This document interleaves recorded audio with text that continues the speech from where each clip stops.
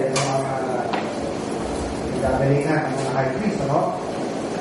Limutan ko yung tatlong anak ni Levi, no? Amram, Merari, Yaduman. So, hindi ito basta-basta na ginusto mo mag-priest ka na, no?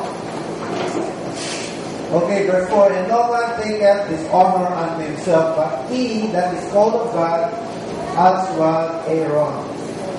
Verse 5, so also Christ glorified not himself to be made a high priest, but he that said unto him, Thou art my son, today have I begotten thee. So, ibig sabihin dito, yung priesthood sa Old Testament is being used, to illustrate the priesthood of the Lord Jesus Christ. So, ito ang Old Testament priesthood is used to illustrate the New Testament priesthood of Christ. So, what Aaron was in the Old Testament is what Christ in the New Testament. What it is in figure, ito ang substance or the reality. The reality of the figure. So, ito ang layunin, ng Old Testament. Ginamit lamang po yan upang i-illustrate yung katotohanan na Kristo ang tunay na Christ. Kaya sabi ito, also. So also, Christ glorified not himself to be made an high priest, but he that said unto him, Thou art my son, today have I begotten thee. As he saith also in another place, Thou art a priest forever after the order of Melchizedek. Kaya priesthood, may kanya-kanyang order, no? Sa mga priest, sa mga Katoliko, meron mga order, no? Pinagagalingan ng kanilang mga priest. Meron Benedictine, no? Meron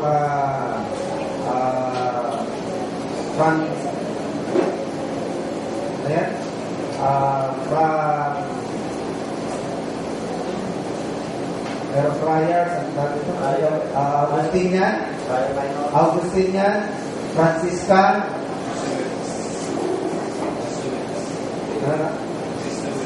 Jesuits, Dominicans, yan, Benedictines, yan. Kung ano nung pinagagalingan ng mga priests. Noong araw, meron din, no? Sa Old Testament, Aaronic, din po lamang ang pinagagalingan, Aaronic order, after the order of Aaron. Pero ang Panginoon, hindi siya nanggaling sa lahi ni Aaron. Kasi si Aaron nanggaling sa lahi ni Aaron, na-interest siya kay Abraham, pabalik kay Levi. Pero ang Panginoon, sa galing tribu ba nanggaling ang Panginoon? Diba, there are 12 tribes of Israel. Saan tribe nanggaling ang linyage ng ating Panginoon? He came from the tribe of Judah. Sabi nga nila, pwede ba maging priest ang magagaling kay Judah? Ang priest magagaling lamang kay Aaron. So, ganun po ang Panginoon Jesus ay nagaling sa lahi ni Judah. Pero ang kanyang ang order ng kanyang pagka-priest is after the order of Melchizedek. Na itong si Melchizedek was nauna pa ito kay Judah. No? Before there was Judah, dyan na si Melchizedek. Ngayon, bakit after the order of Melchizedek? To tell us that the priesthood of our Lord Jesus Christ is eternal. Dahil kung aralin po natin si Melchizedek, wala akong record ng kanyang magulang. No? Natural, wala ng tao walang magulang.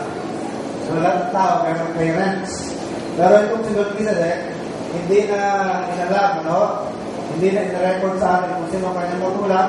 There's no record of his birth, kailan sa pinanganak, kailan sa namatay, kung sino ang kanyang mga magulang, dahil isinisimbolo po niya, no? Ang Panginoon Jesus, ang pagkapari ng Panginoon ay eternal. Ano ba eternal? From beginning and no end. Yan ho ang nangyari kay Melchizedek. Hindi na-record kung sino pinagalingan ng pamilya. At kailan siya pinanganak, kailan siya namatay, para bang eternal, para.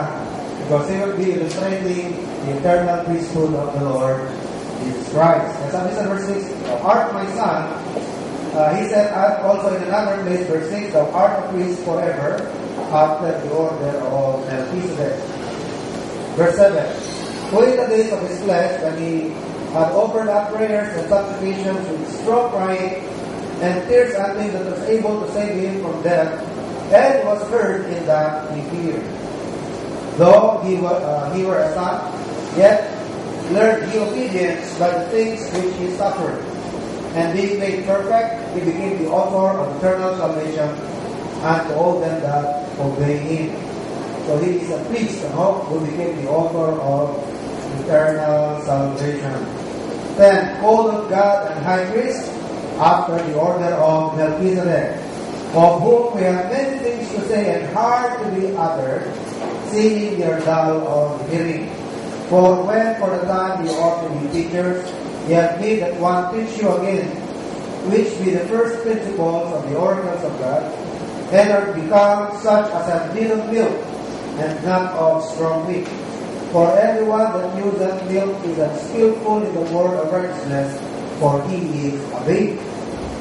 But strong meat belongeth to them that are full age, even those who by reason of use have their senses exercised to discern both good and evil. So today we will be talking about the satisfaction of Christ. Ano ba yung satisfaction? What do we mean when we say satisfaction of Christ? Well, first of all, hindi po natin tinutugod dyan na ang sinasatisfy ay si Kristo. Hindi siya ang sinasatisfy, kundi siya ang nagsatisfy. Siya gumawa ng satisfaction para kanino? Not for himself, although in his act, siya po ay nasatisfy. So, ang tunay na layunin ng kanyang pagka-priest is not to satisfy himself primarily, Hindi yung kanyang sarili ang sinasatisfy niya, but he satisfied God. Kasi ang Diyos merong demand, Ang Diyos ay nagde-demand ng punishment to the guilty, God demands punishment.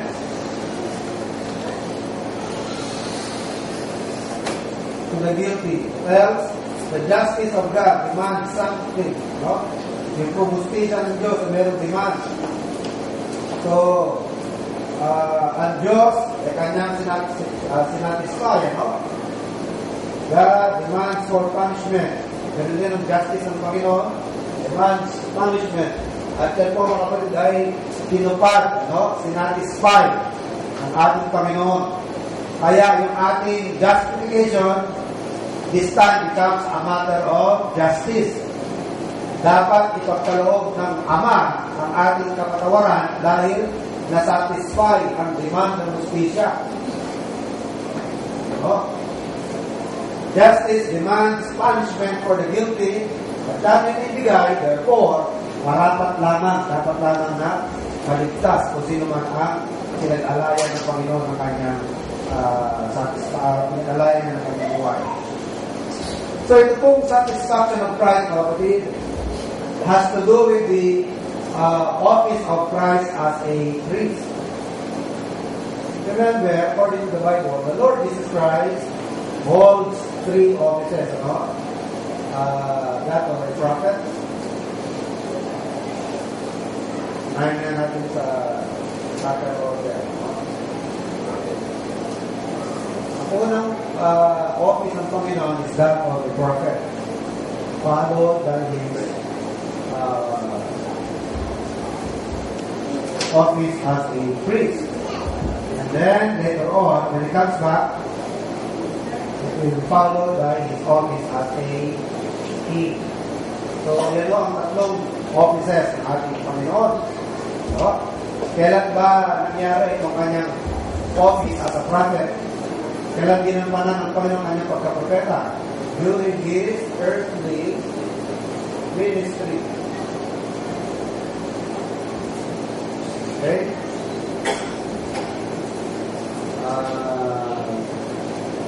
Namang kanyang pagka-Calvary to present. So, kanyang pagka-king will be future. Ano ba ang prophet? A prophet is one who proclaims, he declares the will of God. Kasi, kaya ba ito nagsimula? Paano ba nagsimula? Kasi nung araw, kapag ang Diyos ang mangungusap sa tao diretso, ayaw ng tao yun, ano? Natatakot ng tao. Dahil nasampulan yan sa Mount Sinai. Kung sila po ay kagagaling sa Egypto, ano?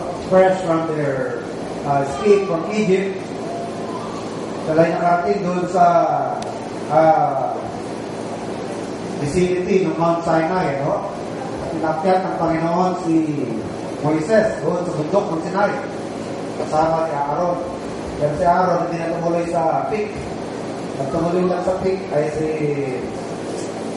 Moses. So, it's not Aaron, it's Joshua. Si Joshua, doon lamang si Joshua sa bandang kalagitnaan ng bundok ng Sinai. So, at ang Diyos, nangungusap noon sa tao, sabi niya sa mga Israelita, doon kayo sa gilid ng bundok at nilagyan nila yung bundok ng harang, ano? Para hindi sila makalapit ng masyado sa bundok. Dahil pag lumapit sila sa bundok, sila ipapakain ng Panginoon. So, meron na harang pagka yung may police tanda, soko, ano? Pagka yung soko, diba? Lalagyan nila yung tawag doon? Police line, no? Lalagyan ng police line. Hindi sila pwedeng dumikit doon. Sila lalagpas doon. At nagsasalita ang Diyos sa tao, no? At habang nagsasalita ang Diyos, yumayan din yung bundok. Sino ba naman hindi matatakot niya? Tuwing bibigkas ng salita ang Diyos, tumuhuga ang lupa. Kumukulog, no? Kumikidlat. Kaya nung matapos yun, sabi ng mga tao kay Moses, pwede ba request ng Panginoon na huwag na lang siya magsalita ng diretso sa amin? Kasi hindi namin kakayanin, nakakatakot. Baka pwede na kung may sasabihin sa amin, sabihin na lang sa'yo. Tapos, ikaw na yung magsasabi sa amin. Doon yun, simula ng propeta. So, instead, ang tao po, ang Diyos ko, kung may sasabihin sa tao, gagamit siya ng tao na magsasalita sa ibang mga tao. So, a prophet is one who declares the word of God. Para sa mouthpiece. Parang si Lacerda, ano ba? Lacerda, no? Spokesperson, may sabihin ng Pangulo, na magsasabi sa tao. No? So, sa Bible, makakabasa rin kayo ng mga prophetess. No? Pero, in what sense na mayroong babaeng propeta? In the sense na sila po ay kumakanta, maawit. Sometimes they sing the will of God. No? Inaabit nila yung mga prophecy ng Panginoon. Yung mga dineclare na tungkol sa mga mangyayari na narinig na nila, inaabit nila uli yan. Kaya tawag sa kanila mga minstrels, ano? They are singers. So, sa ganung paraan, yung pagka-propeta ng mga babae. So, hindi sila propeta na preachera na nangangarang, prepare for the kingdom of God is at hand. Magsisi na kayo, babali kayo. Dahil uulan ng apoy, nagagalit ng Diyos. Wala akong babae na inutusan ng Diyos sa ganyan. No? Kaya pag nakabasa sila na si Deborah o si Miriam, mga propetesa ng Panginoon, huwag nilang gamitin yun to justify yung pagkakaroon ng preachera o ng pastora. No? Hindi yun inaalam ang pastora sa Biblia. 1 Corinthians chapter 14, verse 34. I suffer not a woman to speak, not in the churches. They will learn anything that they ask their husbands. For I suffer not a woman to teach or to usurp authority over the man. No? Hindi pinapayagan na mas mataas ang otoridad ng babae kaysa sa lalaki. No? Pero kung gagamitin nila yung pagka-propeta ni Deborah o pagka-propeta ni Miriam, it does not justify anything. Dahil hindi naman talaga mga propetesa sila na kagaya ng pagka-propeta nila Isaias, sila Elijah, sila umiikot, pinapangaral ang salita ng Diyos at nananawagan ng pagsisisi. Sila po ay mga singers, maawit ng mga bagay-bagay na narinig na nila na kalooban ng Diyos o sa tao. Okay? So, prophets are proclaimers. Dalayin mo na nagsasalita. Pinapangaral ang kalooban ng Diyos. At ang Panginoon, He started His ministry at the age of 13. Remember, no? Pumasok ang Panginoon sa kanyang pangangaral. Kasi the last record of the Lord Jesus Christ when He was young was when He was 12 years old.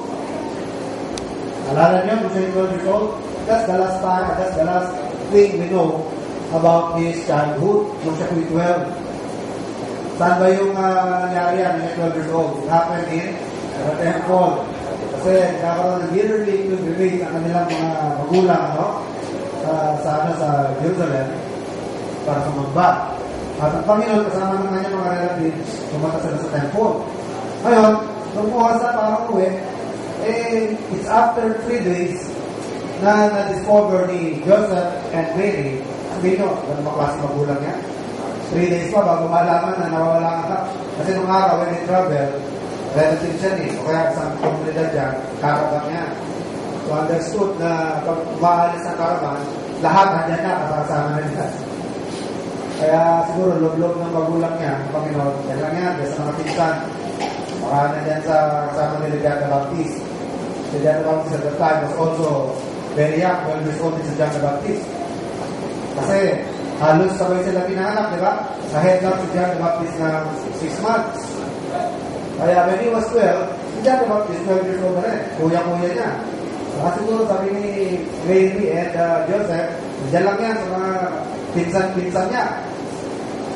So, noong 3 days, wala pang Panginoon, hindi nila nakikita. Bumalik sila sa temple. Pagdating nila doon, nandun ng Panginoon, busy, no? Yung mga doctors of the law, mga scribes, mga Pharisees, mga Sadducees, andun lang, nakapaikot sa Panginoon. Kasi siguro pinagpukumpulan ng mga doctors of the law. Pagtingin nila, yung anak nila, ni Jesus Christ, nakikipagtalas-tasan na, nakikipag-discussion.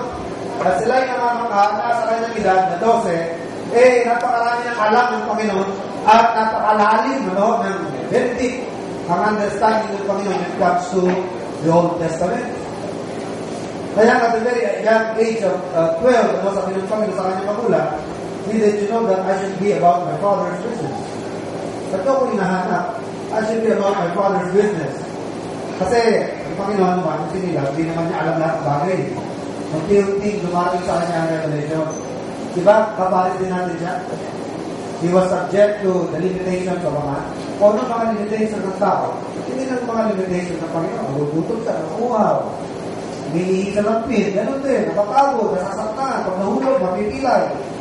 Diba? Doctrine of Kenosis, though he was a man, he that thought rather to be equal with God, but made himself of no reputation. Ano? He humbled himself as a man, nakikulat sa atin ng mga tao. Kaya yung knowledge niya, although at the age of 12, masyadong advanced na siya, kasi nga wala siyang sinful nature. Isa yan sa nakapagpapago sa tao yung sinful nature natin, nakapagpahina ng ating utak. Kung wala pang sinful nature ng tao, 1:1,000, sabi natin ang IQ ng tao, ang talino ng tao is 1:1,000. So, ginagamit natin talino ngayon, kumbaga, 1 pa lang sa atin, kay Adam, nung hindi pa siya nagkakasala, 1,000 na siya. Ano? O kaya, hatiin mo pa yung 1 sa 1,000, ganun lang kaligit ang talino ginagamit natin yun. Dahil gano'n katalino si Adam. Siya nagpangalan sa lahat ng mga hayop. Ano? Sabi ng Bible, kung anong itinawag ni Adam, yun ang nagiging pangalan. Mahaba leeg. Kaya, ikaw, mahabang leeg, giraffe ka. Hanggang ngayon, pangalan ng hayop ng giraffe. O ikaw, kabayo. Pero, ang itsura mo, kabayo. Pero, iba naman ang mga, stripe, iba naman ang ang balat mo. Zebra ka. So, kailangan malalim, yung very deep vocabulary para makaisip ka ng pangalan. Alam mo ba na, kahit sa isda lang ilan pa lang may pangalan ng isda? Sabi nila, no? Meron pa lang nasa 200,000 isda may pangalan.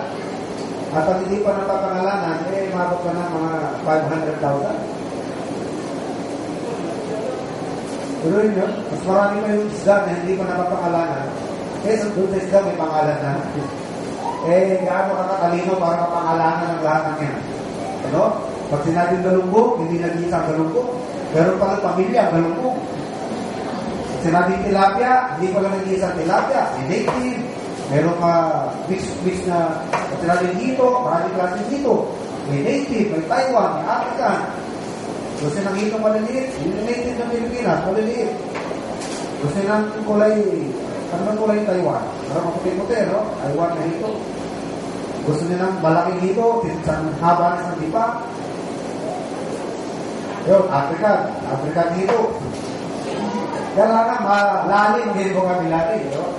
So, that was the last record we have about the Lord Jesus Christ, was when He was 12 years old.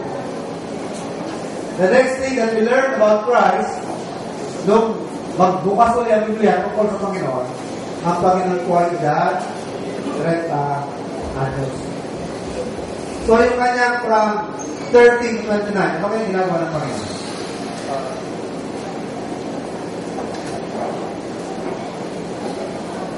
Ano yung mga naging activity ng Panginoon? When he was 30, hanggang 29.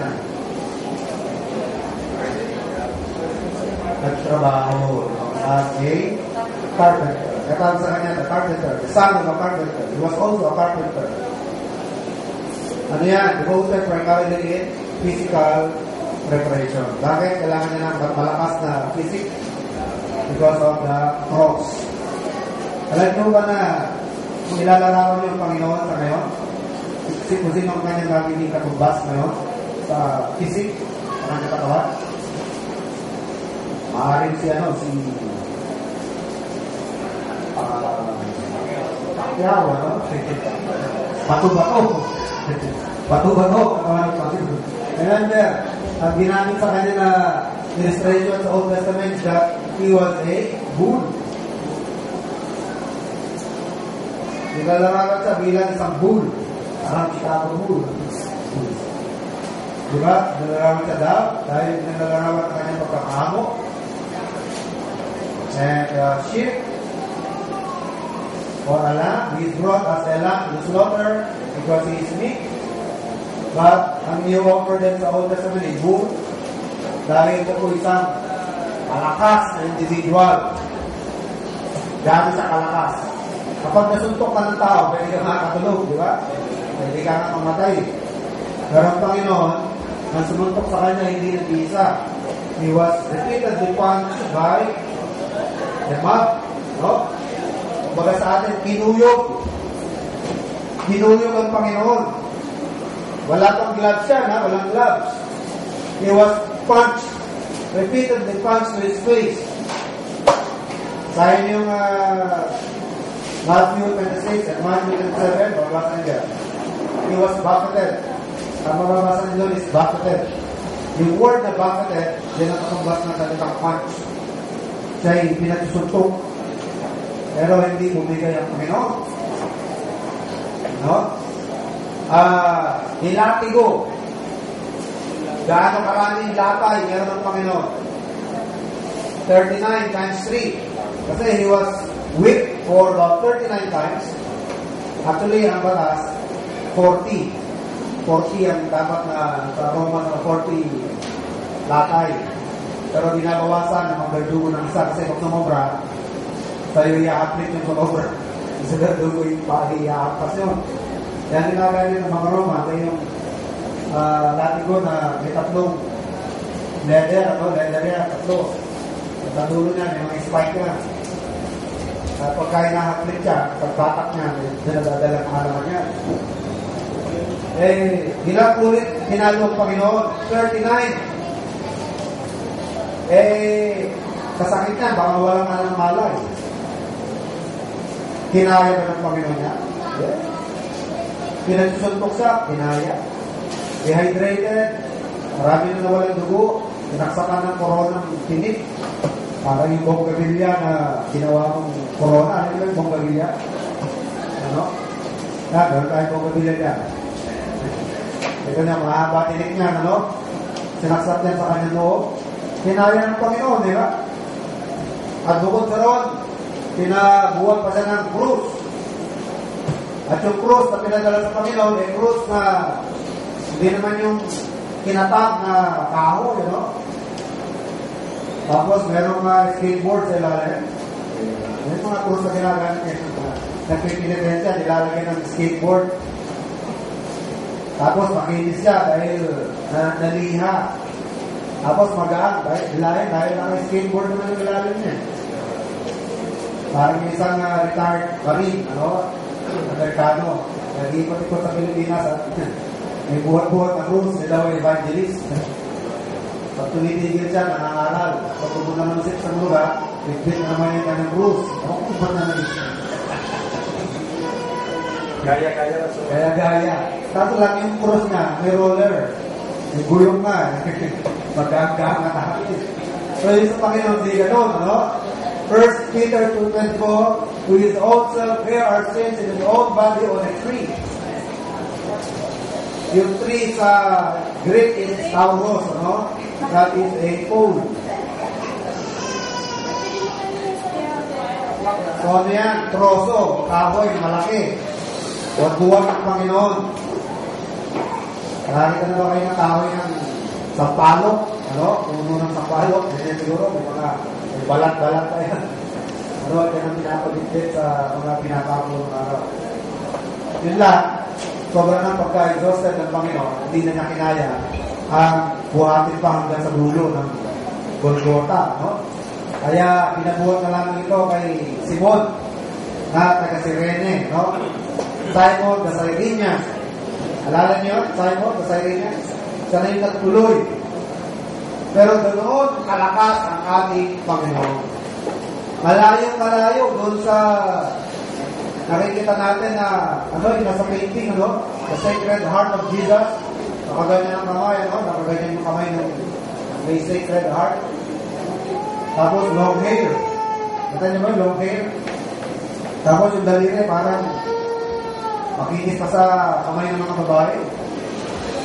Anong sinabi ng painalaya at belo, Walang sinabi yan. Hindi yung kamay ng Sacred Heart. Di ba? Sobrang kinis, malakang dila. Tapos, ano pa yung nakikita nyo? Yung sa nakapako. Parang malnoris. Ang liit-liit ng tiyan na labasan na yung mga ribs. Kaya hindi ho ganun ng Panginoon.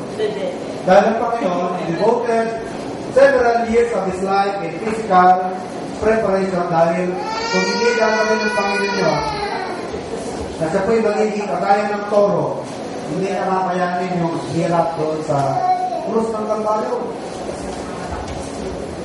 Pinako nga pa niya, pati kamay niya, buhay pa rin siya. Alam niyo ba kung gaano katagal yung pagkakapako sa krus? Magsisimula yan ng 9 a.m. in the morning.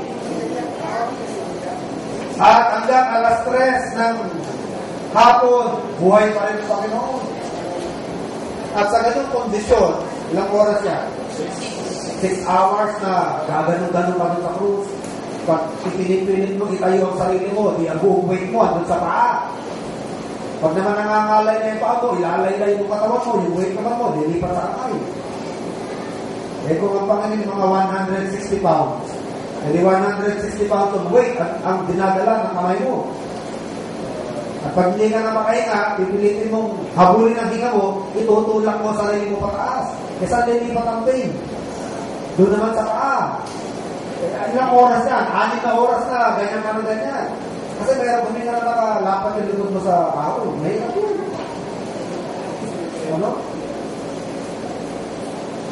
Kaya yung mga pinipilit gayahin niya, sige nga, magpapako sila ng 6 na oras.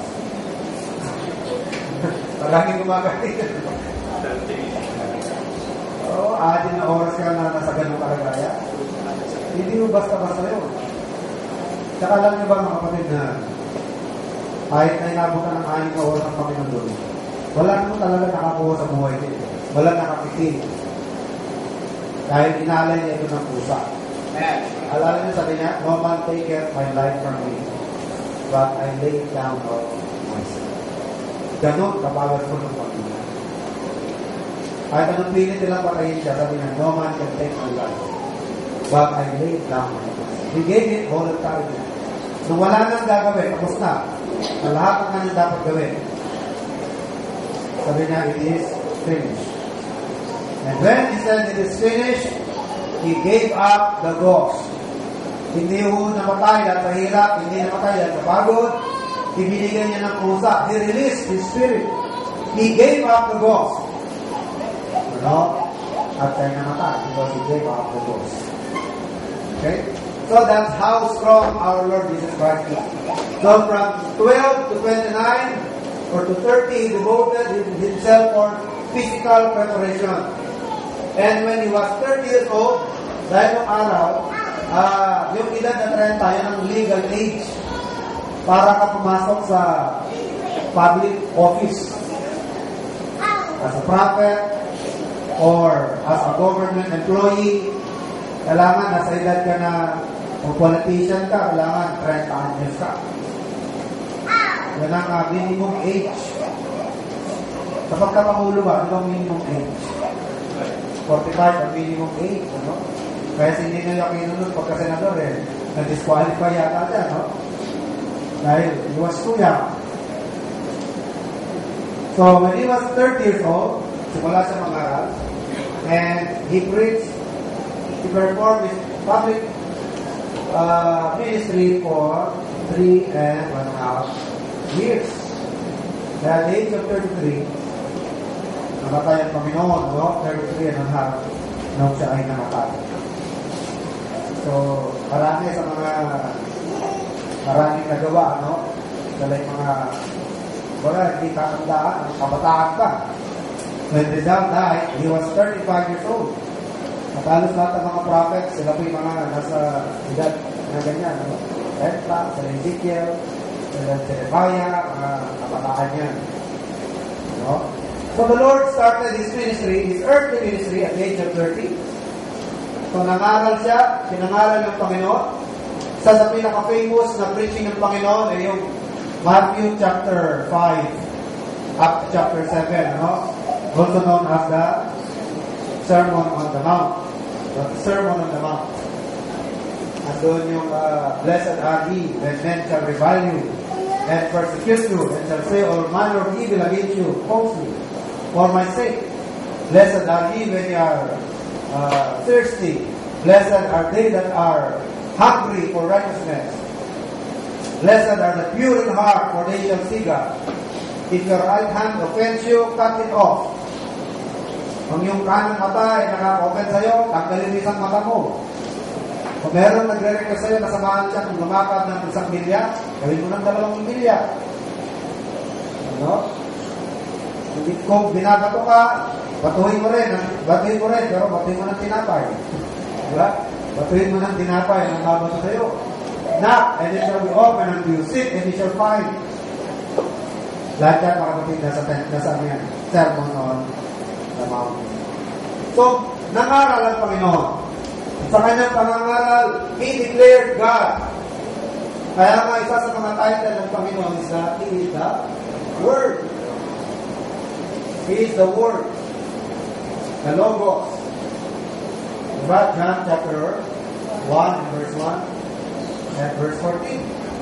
John 1:1, sabi doon, in the beginning was the Word.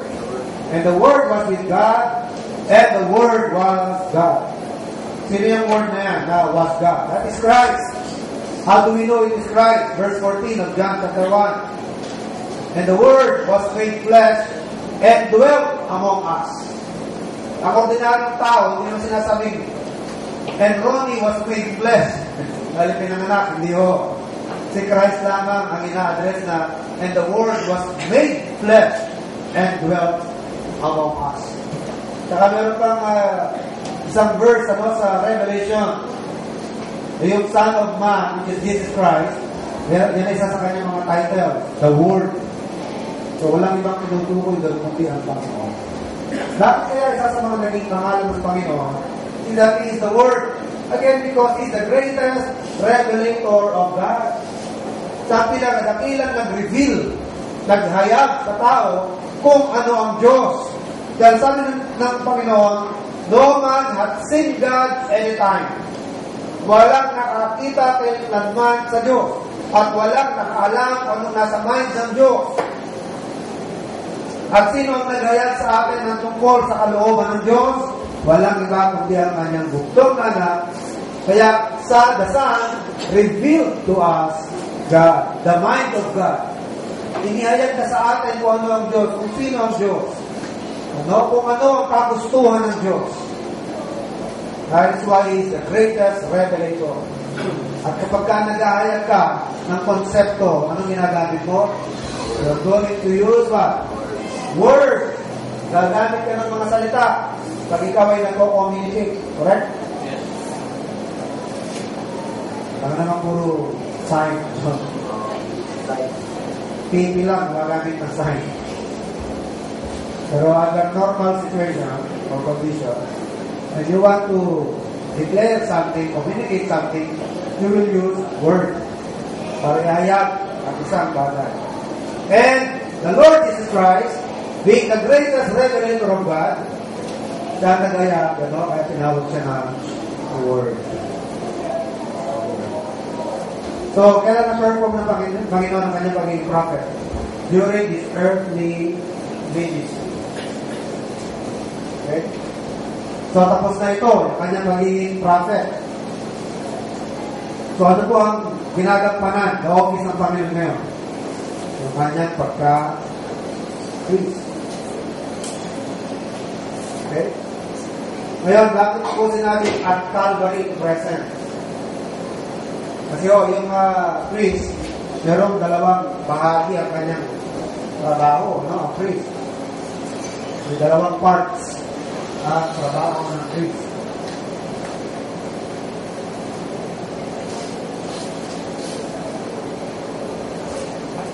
Ang dalawang trabaho ng priest, part 1. Part 1 is the offering of the oblation, or the offering of the sacrifice. At pag nanampanan ito, saka nyo yung gagawin nyo, second part, which is the intercession or prayer. So, hindi mo magiging patanggap-tanggap ang prayer without a proper sacrifice. Kasi ang effectivity o pagiging effective ng prayer mo ay nakapundasyon sa proper sacrifice.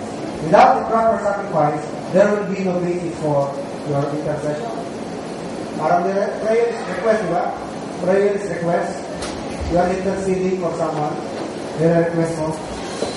Ngayon, pwede bang sabihin mo na, Ama, pwede bang patawarin nyo naman nila? Total, dikit naman tayo. Close naman tayo. Kaya hindi ko papayagan yan dahil matter technical. Diba? Bakit? Magkakaroon ng violation. Anong mababiolate? Ang mababiolate yan kaya justice. Pag pinayagan ng Diyos yan, hindi siya magiging matuwid na Diyos. Siya ay magiging lipong Diyos. Dali lang. Paano natin ma-absorb yung mga yan? Puro guilty yan eh. Mga nagkasala yan. Kahit sa batas ng tao, hindi mapapayagan na nagkasala, mapapawalang sala. Sa hustisya ng tao, sa katalungan ng tao, ang nagkasala dapat parusahan. Hindi mo pwede i-absuelto yan na walang basihan. Sinula mo na mapapawalang sala, hindi nagbayad. Paano mo babayaran niya? Kung kabayaran niya yung pera, kasalanan mo dapat mag-penalty ka ng 1 milyon. Bigyan 1 milyon. Tapos. Ang istorya. Papapawalang sala ka. Kung kailangan bilanggo ng 6 na buwan, hindi mo pa bilanggo ka. Pag nabayaran mo yung 6 na buwan na yan, kapag kabilanggo, tsaka ka ngayon, i-release. Pero hindi ko pwede papawalang sala na walang pagbabasihan na sige na nga, close naman tayo. Hindi pwede yun. So yung request or yung prayer, nakapundasyon niya on a proper basis or proper sacrifice. Without a proper sacrifice, walang effect ang intercession. And by the same token, wala rin effect itong sacrifice kung wala ang intercession. So walang visa itong sacrifice kung wala itong intercession. So one will not do without the other. So dito base mga kapatid ang ating atonement at ang ating justification. So, yung pagka-priest ng Panginoon, sabi ko nga, from Calvary to the present. Bakit ang Calvary? Yung portion na part 1, itong oblation, tapos na ito eh. Yan ang natapos. Saan natapos yan? Doon sa Calvary. Dahil doon sa Calvario, doon in-offer ang oblation. Ano? Sabi natin, Christ is a priest. At kung priest siya, dapat meron din siyang in-offer. Dahil lahat ng priest may in-offer. Meron sinasacrifice. In the case of our Lord Jesus Christ, who is our high priest, after the order of Melchizedek, anong kanyang in-offer? Offer himself. In-offer niya ang kanyang sarili as the sacrifice. Tapos na ito. Meron ng basis for prayer. Anong ginagawa ng Panginoon ngayon at present? He is now seated at the right hand of God, making intercession for us. So ito ang kasalukuyang ginagampanan ng ating Panginoon, yung kanyang pagka-priest. Second part of His priesthood, which is the intercession. Let me just say, mga kapatid, lahat ng blessing natin ngayon na may kinalaman sa ating kaligtasan, lahat yan, effect ng kanyang pagka-priest. O naman tayo ngayon, there is therefore now no condemnation, wala na tayong condemnation. Tayo ngayon, may blessing na ng buhay na walang hanggan. Meron na tayong reconciliation with the Father, ang ating gift na expiate, ang galit ng Diyos na pawi, lahat yan nakapatid side effect o resulta ng kanyang office as a priest. Naging resulta ng kanyang kapatid. Balang araw, mga kapatid, when the Lord comes back, He will be performing His office as King. Hindi na siya yung mahamong tupa na behold the Lamb of God which taketh away the sin. The Lord cometh riding on a horse. He comes with 10,000 of His saints. Hindi na siya yung mahamong tupa. Yung darating na King of Kings and Lord of Lords. This time, hindi na siya yung mahamo, no? He will rule with a rod of iron. Kamay na bakal, no? At tungkod na bakal ang kanyang gagamitin. Sa ngayon, mapagpahinduhod ka ang Panginoon. Kahit minumura ng maraming tao ang Panginoon, di ba maraming nagmumura sa Diyos ngayon? Sinasalaksan ang Panginoon. Para bang hindi alam ng Diyos ang kanyang ginagawa? Ano? Pero pagka dumating ng Panginoon as King, wala nang matitirang buhay na gano'n sa tao. Dahil may trust na may buka na nagigirayan. Ano? Pupuksain agad sila ng Panginoon. Because He will rule with the rod of iron. Okay, pagkita kayo, ating mga kasalanan. Dakilang Diyos at aming mga bagay na masalamat po sa katahayagan ng ito. Salamat po Ama sa mga pagpapala, favor na aming natanggap Ama dahil sa lahat ng ginawa ng aming Panginoon. Salamat sa kanyang pagkapropeta na ihiyag na sa amin yung kalooban ang paraan ng kaligtasan. Salamat din po sa kanyang pagka-priest na sa nagdulot ng aming kaligtasan sa mga oras ito. Salamat Ama sa kasalukuyang ginagampanan niya para sa amin. Kung kami ito'y manatiling ligtas. Salamat Ama sa lahat ng pagpapala, katapatan, pinapakita sa aming buhay sa araw-araw, patuloy na pag-preserve sa bawat isa sa amin. Patawarin niyo po Ama, nawa ang aming pagkukulang, salamat na nagawa ng mga tulungan niyo po kami naman na tumago at maging gamit-gamit sa inyong gawain. Panalangin namin naman, patuloy na pagkilos sa mga experience sa aming kalagnahan, patuloy na bigyan kami naman ng kalinawan sa inyong mga salita at lubos ang manawaan ng inyong kaligtasan. Panalangin namin, kung po sa aming kalagnahan, wala pang personal na pagkakilala sa Panginoon Jesus, ilang na nilang pangkaligtas, na walang makilala nila ang Panginoon. Ito ang mga mataas, kaya pinalangin sa ating Panginoon Jesus. Pumuna po kayo at wala natin bilang ating